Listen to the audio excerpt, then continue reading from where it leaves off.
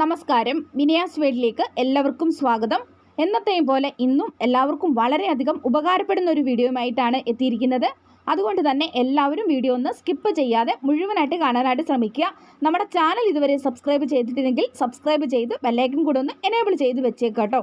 എങ്കിൽ മാത്രമേ next video ഇടുമ്പം നിങ്ങൾക്ക് കറക്റ്റായിട്ട് നോട്ടിഫിക്കേഷൻ കിട്ടത്തുള്ളൂ. അപ്പോൾ നമുക്കിനി ഒട്ടും സമയം കളയേണ്ട, നേരെ വീഡിയോയിലേക്ക് പോകാം. Tip number 1. ഇന്നത്തെ ആദ്യത്തെ ടിപ്പിന് വേണ്ടിയിട്ട് നമുക്ക് തൊടിയിലേക്കൊന്ന് പോകാം. അപ്പം അവിടെ കാണുന്നത് ഈ ഒരു സസ്യമാണ് നമുക്ക് വേണ്ടത്. അപ്പം ഇതിൻ്റെ പേര് ചിത്തിരപ്പാല എന്നാണ്. ഇനി മറ്റെന്തെങ്കിലും പേരുണ്ടോ എന്ന് എനിക്കറിയത്തില്ല. മറ്റെന്തെങ്കിലും പേര് ഉണ്ടെങ്കിലും നിങ്ങൾ കമൻറ്റ് ബോക്സിലൊന്ന് അറിയിക്കാനായിട്ട് മടിക്കേണ്ട കേട്ടോ. അപ്പോൾ നമുക്ക് ഈ ചെടി കുറച്ചൊന്ന് നമുക്ക് പറിച്ചെടുക്കാം കേട്ടോ. ഇത് സാധാരണ നാട്ടിൻപുറങ്ങളിലൊക്കെ ഇഷ്ടം പോലെ കാണുന്ന ഒരു സസ്യമാണ് കേട്ടോ. നമ്മളാരും ഈ ചിത്തിരപ്പാലയെ അത്ര ശ്രദ്ധിച്ചിരുന്നില്ല. എന്നാൽ ഇതിന് ഒരുപാട് ഔഷധ ഗുണങ്ങളുണ്ട് കേട്ടോ. അപ്പം ഞാനിത് ഇതേപോലെ ഇതിങ്ങ് പറിച്ചെടുത്തിട്ടുണ്ട്. ഇനി ഇത് എന്തിനാണ് നമ്മൾ പറിച്ചെടുത്തത് എന്ന് വെച്ച് കഴിഞ്ഞാൽ, നമുക്ക് ഈ ചെടിയുടെ തണ്ട് ഒടിച്ച് കഴിയുമ്പം ഇത് കണ്ടോ, ഇതുപോലെ പാല് പോലെ ഇങ്ങനെ വരും. ഈ ചെടിയുടെ ഒരു കറയാണിത്. അപ്പം ഇതാണ് നമുക്ക് ഒത്തിരി ഉപകാരപ്പെടുന്ന ഒരു സംഭവം. ഇത് നമ്മളിതുപോലെ ഒടിച്ചിട്ടുണ്ടല്ലോ, നമ്മുടെ കാലിലോ കയ്യിലോ ഒക്കെ കുഴിനഖം ഉണ്ടെങ്കിൽ ആ കുഴിനഖത്തിൻ്റെ മുകളിൽ ഇതുപോലെ വെച്ച് കൊടുക്കുകയാണെങ്കിലുണ്ടല്ലോ, കുഴിനഖം ഒരാഴ്ച കൊണ്ട് തന്നെ പമ്പ കിടക്കും. അതുപോലെ തന്നെ പാലുണ്ണി, അരിമ്പാറ ഇതൊക്കെ ഉണ്ടെങ്കിൽ ഇതിൻ്റെ ഈ ഒരു പാല് ഇതുപോലെ ഒന്ന് വെച്ച് കൊടുത്താൽ മതി കേട്ടോ. നമ്മൾ അരിമ്പാറയാണെങ്കിൽ അരിമ്പാറയുടെ മുകളിൽ ഇങ്ങനെ ഈ പാല് ഇതുപോലെ നന്നായിട്ടൊന്ന് സ്പ്രെഡാക്കിയിട്ട് കൊടുക്കുക. അങ്ങനെ ഒരാഴ്ച ചെയ്യുമ്പോൾ തന്നെ അതിങ്ങനെ ചുങ്ങി ചുങ്ങി പൂർണ്ണമായിട്ടും തന്നെ അരിമ്പാറയൊക്കെ പോകുന്നതായിരിക്കും. അതുപോലെ തന്നെ പാലുണ്ണിയൊക്കെ ഉണ്ടെങ്കിൽ അതൊക്കെ പൂർണ്ണമായിട്ടും പോകുന്നതായിരിക്കും കേട്ടോ. അപ്പോൾ ഇതാർക്കെങ്കിലും അറിയത്തില്ല എന്നുണ്ടെങ്കിൽ അവരുടെ അറിവിലേക്ക് വേണ്ടിയിട്ട് ഷെയർ ചെയ്തതാണ്. അപ്പോൾ നിങ്ങൾ ഇതുപോലെ ഒന്ന് ട്രൈ ചെയ്തിട്ട് നോക്കുക കേട്ടോ. Tip number 2. ഇതൊരു നാരങ്ങയാണ് കേട്ടോ. കുറച്ച് ചെയ്യാനായിട്ട് തുടങ്ങിയ നാരങ്ങയാണ്. അപ്പം ഇതിനി ഇങ്ങനെ ഒരു നാരങ്ങ കിട്ടിക്കഴിഞ്ഞാൽ ഇത് കളയണ്ട, ഇതും നമുക്ക് പ്രയോജനപ്പെടുത്താം. അപ്പോൾ ഇതുപോലൊരു മിക്സിയുടെ ജാർ എടുത്തിട്ട് അതിലോട്ട് ഈ നാരങ്ങ ഞാനൊന്ന് പൊട്ടിച്ചൊന്ന് മുറിച്ചൊന്ന് ഇട്ട് കൊടുക്കുന്നുണ്ട്. എന്നിട്ട് കുറച്ച് വെള്ളവും കൂടെ ഒഴിച്ച് കൊടുക്കുന്നുണ്ട്. ഇനി ഇത് നല്ലപോലെ നമുക്കൊന്ന് അടിച്ചിട്ട് എടുക്കണം. ഇതുപോലെ അടിച്ചെടുത്ത് കൊണ്ടുവന്ന ഈ ഒരു മിക്സ് നമുക്കിതുപോലെ മറ്റൊരു പാത്രത്തിലേക്ക് ഒഴിച്ചു കൊടുക്കാം. അപ്പോൾ ഞാനിതുപോലെ ഒരു കപ്പാണ് കേട്ടോ എടുക്കുന്നത്. അപ്പോൾ നമ്മളിത് നാരങ്ങ വെള്ളം കുടിക്കാൻ വേണ്ടിയിട്ടൊന്നും അല്ല കേട്ടോ. അപ്പോൾ ഇതുപോലെ ഞാൻ ഒഴിച്ചു കൊടുത്തതിന് ശേഷം കുറച്ച് വെള്ളവും കൂടെ ഈ ഒരു ജാറിലോട്ട് ഒഴിച്ചു കൊടുത്തിട്ട് ഒന്ന് കഴുകിയും കൂടെ എടുക്കുന്നുണ്ട്.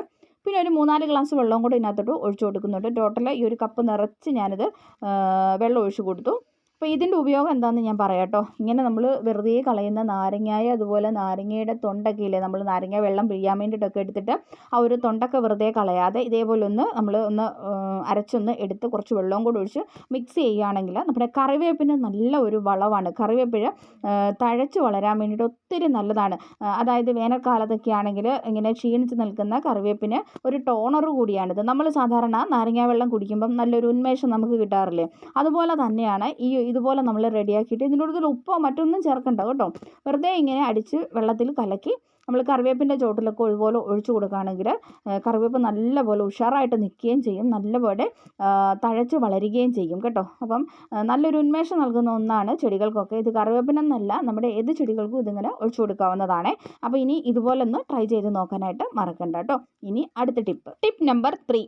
നമ്മൾ ഉപയോഗിക്കുന്ന അച്ചാർ ഭരണിയുടെയൊക്കെ അടപ്പ് കുറച്ച് ലൂസായിട്ടുണ്ടെങ്കിൽ നമ്മൾ പിന്നെ അടച്ചു വെച്ചെന്ന് പറഞ്ഞാലും പെട്ടെന്ന് തന്നെ ഈ അച്ചാർ കേടായിട്ട് പോകും. കാരണം ഇതിനകത്ത് എയറൊക്കെ കയറിയിട്ട് പെട്ടെന്ന് തന്നെ പൂത്തൊക്കെ പോകാനുള്ള ചാൻസ് ഉണ്ടല്ലേ. അപ്പോൾ ഇതുപോലെ ഒരു പ്ലാസ്റ്റിക് കവർ എടുക്കുക. അതായത് നമ്മൾ സാധനങ്ങളൊക്കെ വാങ്ങിച്ചു കൊണ്ടുവരുന്ന ആ ഒരു പ്ലാസ്റ്റിക് ക്യാരി ബാഗില്ലേ, അതാണെങ്കിലും മതി.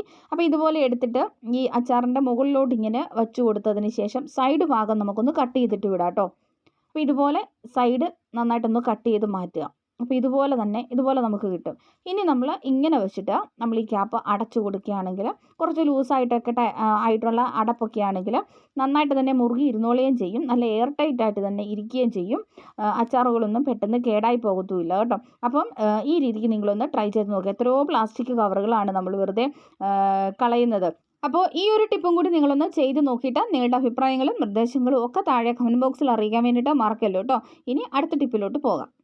Tip number 4. ഞാനിവിടെ കുറച്ച് ചകിരിയാണ് കേട്ടോ എടുത്തിരിക്കുന്നത്. ഉണക്ക തേങ്ങയുടെ ആ ഒരു ചകിരി ഇങ്ങനെ കീറി എടുത്തിട്ടുണ്ട്. ഇതിൻ്റെ ആ ചകിരിയുടെ ചോറ് കുറേയെല്ലാം ഞാനൊന്ന് കൊട്ടിയൊക്കെ കളഞ്ഞിട്ടാണ് കേട്ടോ എടുത്തേക്കുന്നത്.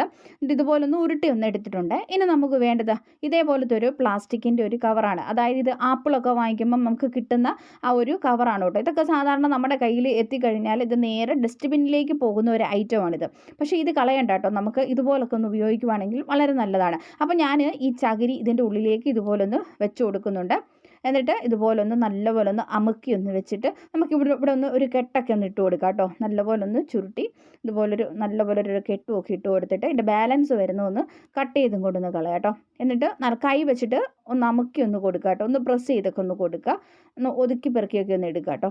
അപ്പോൾ ഇത് കണ്ടോ, ഇങ്ങനെ നമ്മൾ ചെയ്ത് കഴിഞ്ഞപ്പോഴേക്കും ഇതിപ്പോൾ നിങ്ങൾക്ക് എന്താണെന്ന് മനസ്സിലായി കാണുമല്ലോ. നല്ലൊരു സ്ക്രബ്ബറാണ്. പണ്ട് കാലത്ത് ആൾക്കാരൊക്കെ ശരീരം തേച്ച് കുളിക്കാനൊക്കെ ഇതുപോലെ ചകിരിയാണ് ഉപയോഗിച്ചിരുന്നതെന്ന് നിങ്ങൾക്ക് അറിയാമല്ലോ. ഇപ്പോഴല്ലേ പലതരത്തിലുള്ള സ്ക്രബ്ബറുകളൊക്കെ ആയത്. അപ്പോൾ ഇതുപോലെ നമ്മൾ അടിപൊളി ഒരു നാച്ചുറൽ ആയിട്ടുള്ള ഒരു സ്ക്രബ്ബറാണ് റെഡിയാക്കി എടുത്തിരിക്കുന്നത് കേട്ടോ.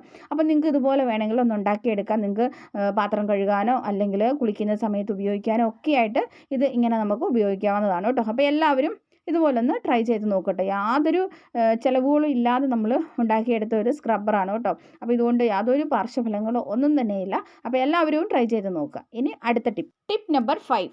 നമ്മുടെ വീടുകളിൽ സൂക്ഷിക്കുന്ന അരിയിലും മറ്റ് ധാന്യങ്ങളിലും പലപ്പോഴും ചെറിയ പ്രാണികളെ കാണാറുണ്ട് അല്ലേ? കരിഞ്ചെള്ള് എന്ന് പൊതുവെ വിളിക്കപ്പെടുന്ന ഇവ ഭക്ഷണത്തിനും മുട്ടയിടാനും വേണ്ടിയിട്ടാണ് ഈ അരികളിൽ വസിക്കുന്നത്.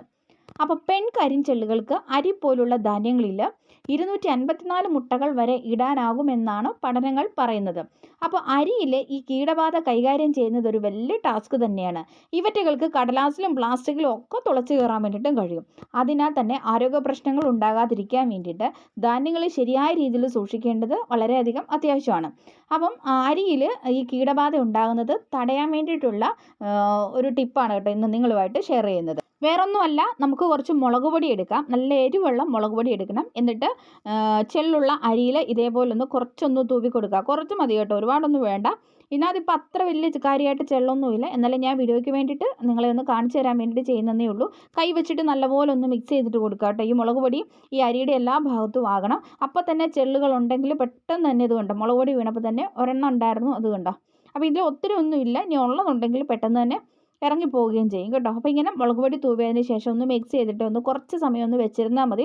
ഇതിലെ ചെള്ള് മുഴുവനും വെളിയിലേക്ക് പോകുന്നതായിരിക്കും കേട്ടോ. അപ്പോൾ ഈ രീതിക്ക് സിമ്പിളായിട്ട് നമുക്ക് അരിയിലെ ചെള്ളുകളെയൊക്കെ തുരത്താൻ വേണ്ടിയിട്ട് പറ്റും കേട്ടോ. ഇനി ഒരുപാട് ചെള്ളുണ്ടെങ്കിൽ നല്ല വെയിലുള്ള സമയത്ത് വെയിലത്തൊന്ന് ഒന്ന് നിരത്തി ഒന്ന് വെച്ച് കൊടുത്താൽ മതി. അപ്പം ചെള്ളുകളുണ്ടെങ്കിൽ ഇറങ്ങിപ്പോകും. ഇനി കുറച്ചൊക്കെ ഉള്ളെങ്കിൽ നമുക്ക് ഇതേപോലെ മുളക് പൊടി പ്രയോഗം ചെയ്യുവാണെങ്കിൽ ചെള്ള് പൂർണ്ണമായിട്ടും തന്നെ ഇറങ്ങിപ്പോകുന്നതായിരിക്കും. ഇനി നമ്മൾ അരിയൊക്കെ സൂക്ഷിക്കുന്ന പാത്രത്തിൽ ഇതുപോലെ വറ്റൽമുളക് ഉണ്ടെങ്കിൽ 2-3 എടുത്തിട്ട് ഇതേപോലെ ഒന്ന് ഇട്ട് കൊടുക്കുകയാണെങ്കിൽ തന്നെ ചെള്ളുകൾ ഇതിനകത്ത് കയറത്തേ ഇല്ല കേട്ടോ. അപ്പോൾ ഈ 2 രീതിക്ക് നിങ്ങളൊന്ന് ട്രൈ ചെയ്ത് നോക്കുക. ഇനി അടുത്ത ടിപ്പ് നമ്പർ 6. ഇതുപോലുള്ള വൈറ്റ് കളർ ഡ്രസ്സിലൊക്കെ മഷിക്കറ പറ്റിയിട്ടുണ്ടെങ്കിൽ പിന്നെ പോകാനായിട്ട് വലിയ പാടാണ്. പ്രത്യേകിച്ച് കുട്ടികളുടെ ഡ്രസ്സിലൊക്കെ ആണെങ്കിൽ ഇതൊക്കെ നമുക്ക് എപ്പോഴും പ്രതീക്ഷിക്കാം അല്ലേ? അപ്പോൾ ഇതുകൊണ്ട് ഇതേപോലെ മഷിക്കറ പറ്റിയത് ഈസി ആയിട്ട് നമുക്ക് എങ്ങനെ റിമൂവ് ചെയ്യാമെന്ന് നോക്കാം കേട്ടോ. അപ്പോൾ അതിന് വേണ്ടിയിട്ട് നമുക്ക് വേണ്ടത് വേറൊന്നുമല്ല, നമ്മുടെ ബോഡി സ്പ്രേ ആണ്. അതിപ്പോൾ എക്സ്പയറി ഡേറ്റ് കഴിഞ്ഞതാണെങ്കിലും ഒരു പ്രശ്നവുമില്ല. ഇതുപോലെ സ്പ്രേ എടുത്തിട്ട് എവിടെയാണോ നമുക്ക് മഷിക്കറ പറ്റിയത് അവിടോട്ടൊന്ന് സ്പ്രേ ചെയ്തിട്ട് കൊടുക്കാം.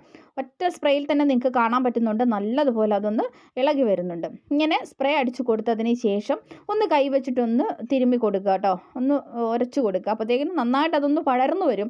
പക്ഷെ ആ ഒരു സമയത്ത് നമ്മൾ പെട്ടെന്ന് തന്നെ വെള്ളത്തിൽ മുക്കി നല്ലപോലെ ഒന്ന് ഒലച്ച് പിഴിഞ്ഞ് എടുക്കുകയാണെങ്കിൽ ഇത് കണ്ടോ, ഇതുപോലെ പൂർണ്ണമായിട്ടും തന്നെ ആ ഒരു മഷിക്കറ പോകുന്നതായിരിക്കും കേട്ടോ. അപ്പോൾ നമ്മളിങ്ങനെ അടിച്ചു കൊടുക്കുമ്പോൾ മഷിക്കറ ഒന്ന് പടരുമെങ്കിലും പെട്ടെന്ന് നമ്മൾ വെള്ളത്തിൽ മുക്കി കഴുകുമ്പോൾ തന്നെ അത് മൊത്തത്തിലങ്ങ് പോകും കേട്ടോ. അപ്പോൾ ഒന്ന് ട്രൈ ചെയ്ത് നോക്കാം. Tip number 7. ഞാനിവിടെ ഒരു മൺചട്ടിയാണ് കേട്ടോ എടുത്തിരിക്കുന്നത്. അപ്പോൾ ഇതുപോലെ ഉപയോഗിക്കാതിരിക്കുന്ന മൺചട്ടി ഉണ്ടെങ്കിൽ നമുക്ക് വേനൽക്കാലത്ത് നല്ല തണുത്ത് കിടന്ന് ഉറങ്ങാൻ വേണ്ടിയിട്ട് പറ്റും കേട്ടോ. അപ്പോൾ അതെങ്ങനെയാണെന്നാണ് ഇന്ന് കാണിക്കാൻ പോകുന്നത്. അപ്പോൾ ഇതുപോലെ മൺചട്ടി എടുക്കുക. എന്നിട്ട് മൺചട്ടിയിലേക്ക് നമ്മുടെ തോട്ടിലൊക്കെ കാണുന്ന ഇതേപോലത്തെ കല്ലുകളുണ്ടല്ലോ, ഈ വെള്ളാരം കല്ല് പോലുള്ള ഇങ്ങനത്തെ കല്ലുകൾ കുറച്ചിനകത്തോട്ടൊന്ന് ഇട്ട് കൊടുക്കുന്നുണ്ട്. അപ്പം ഇനി ഇതിലോട്ട് നമുക്ക് കുറച്ച് വെള്ളം ഒഴിച്ചു കൊടുക്കാം. പൈസ വെള്ളം ഒന്നും വേണമെന്നില്ല, ചുമ്മാ സാധാ പച്ചവെള്ളം ഒഴിച്ചു കൊടുക്കാം. നിറച്ചൊഴിക്കുക കേട്ടോ. അപ്പോൾ ഇത്രേ ഉള്ളൂ, നമ്മുടെ പരിപാടി കഴിഞ്ഞു. ഇനി ഇത് നേരെ നമ്മുടെ ബെഡ്റൂമിൽ ഏത് മുറിയാണോ നിങ്ങൾക്ക് തണുപ്പിക്കേണ്ടത് അവിടെ ഒരു ഷീറ്റ് വിരിച്ചതിന് ശേഷം ഇങ്ങനെ ഒരു ഷീറ്റ് വിരിച്ച് കൊടുക്കുക കേട്ടോ. എന്നുവെച്ചാൽ വെള്ളമൊക്കെ ഉണ്ടെങ്കിൽ നിലത്ത് വീഴാതിരിക്കാൻ വേണ്ടിയിട്ടും തെന്നി വീഴാതിരിക്കാനാണ് ഇങ്ങനെ നമ്മൾ ഷീറ്റ് വിരിച്ച് കൊടുക്കുന്നത് കേട്ടോ. എന്നിട്ട് നമ്മൾ ഈ ചട്ടി എടുത്തിട്ട് ഇതേപോലെ ഒന്ന് വെച്ച് കൊടുക്കുന്നുണ്ട്. അപ്പം ചട്ടി ആയതുകൊണ്ടാണ് ഞാൻ അടിയിൽ ഒരു റിങ് വെച്ച് കൊടുക്കുന്നത്. അപ്പോൾ ഇങ്ങനെ നമ്മൾ വെച്ച് കൊടുത്തതിന് ശേഷം ഇനി നമ്മൾ ചെയ്യേണ്ടത് ഫാൻ ഇട്ട് കൊടുക്കുക എന്നുള്ളതാണ്. നമ്മളെന്നും ഫാൻ ഇടുന്ന പോലെ തന്നെ ഫാൻ ഇടുക. അപ്പം ഫാനിൻ്റെ ആ ഒരു കാറ്റ് ഈ വെള്ളത്തിൽ തട്ടിയിട്ട് ഒരു 10 മിനിറ്റ് അല്ലെങ്കിൽ 15 മിനിറ്റിനുള്ളിൽ തന്നെ നമുക്ക് ആ ഒരു വ്യത്യാസം അറിയാൻ വേണ്ടിയിട്ട് പറ്റും. സാധാരണ ഫാൻ ഇടുന്നതിനേക്കാട്ടിലും നല്ലൊരു തണുപ്പായിരിക്കും കേട്ടോ ഇങ്ങനെ നമ്മൾ ചെയ്യുമ്പോൾ. അപ്പോൾ കുറച്ച് കഴിയുമ്പോൾ ഏകദേശം 1 മണിക്കൂറൊക്കെ ആകാറാകുമ്പോഴത്തേക്കും തന്നെ നല്ല അടിപൊളിയായിട്ട് തന്നെ റൂം തണുത്ത് കിട്ടും. അപ്പോൾ നമുക്ക് അങ്ങനെ 10 പൈസ ചിലവില്ലാതെ കൊണ്ട് രാത്രി മുഴുവനും തണുത്ത് ഉറങ്ങാൻ വേണ്ടിയിട്ട് പറ്റും കേട്ടോ. അപ്പോൾ ഈ രീതിക്ക് നിങ്ങളൊന്ന് ട്രൈ ചെയ്തിട്ട് നോക്കുക. ഇപ്പോൾ എല്ലാവർക്കും AC വാങ്ങിക്കാൻ പറ്റിയെന്ന് വരത്തില്ല. അതുപോലെ തന്നെ എല്ലാ വീടുകളിലും AC ഒരു മുറിയിലൊക്കെ അല്ലേ ഉണ്ടാവത്തുള്ളൂ, എല്ലാ മുറികളിലൊന്നും കാണത്തുമില്ലല്ലോ. അപ്പം ചിലരുടെ വീടൊക്കെയാണെങ്കിൽ ആസ്പെറ്റോസ് ഇട്ട വീടായിരിക്കും. അപ്പോൾ പിന്നെ ചൂടിൻ്റെ കാര്യം പറയുകയും വേണ്ട. അപ്പോൾ ഏത് സാധാരണക്കാരനും സിമ്പിളായിട്ട് ചെയ്യാവുന്ന ഒന്നാണ്. അപ്പോൾ എല്ലാവരും ട്രൈ ചെയ്ത് നോക്കുക.